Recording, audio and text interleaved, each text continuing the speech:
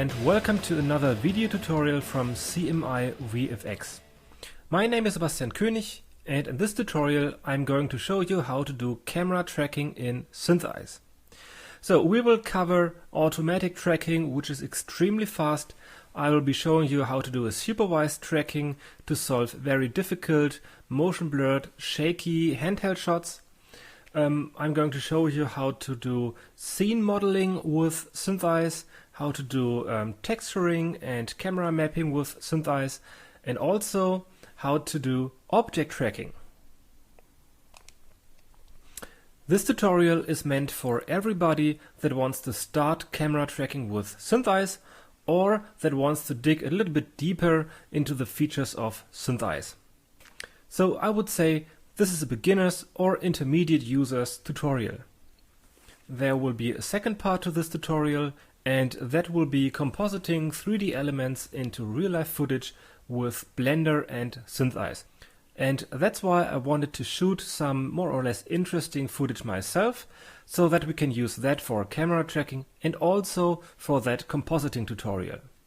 So I've searched some interesting places here in Leipzig, and I found some great old abandoned factories and thought they would be great to do some camera tracking and compositing, maybe to do some, I don't know, maybe an action movie or some creepy horror, whatever.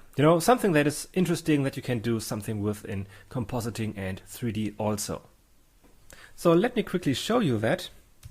Here are the scenes that we will be using. First will be this one.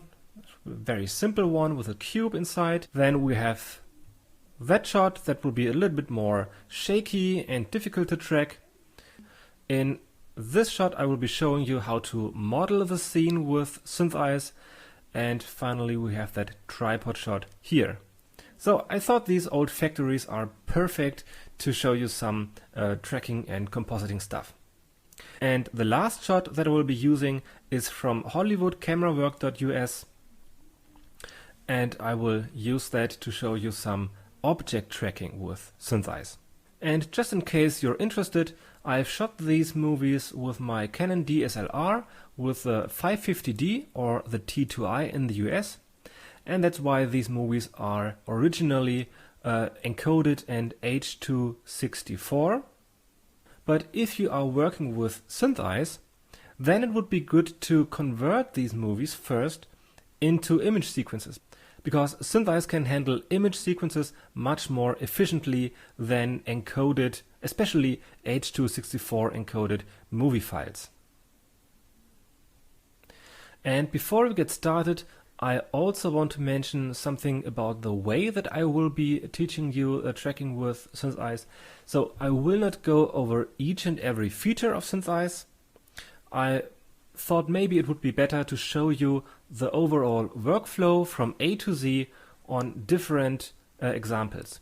And I want to start with an easy example, show you the main and basic features of camera tracking, and then move on to some more difficult shots, and from shot to shot show you different things and features how you can deal with camera and object tracking in SynthEyes.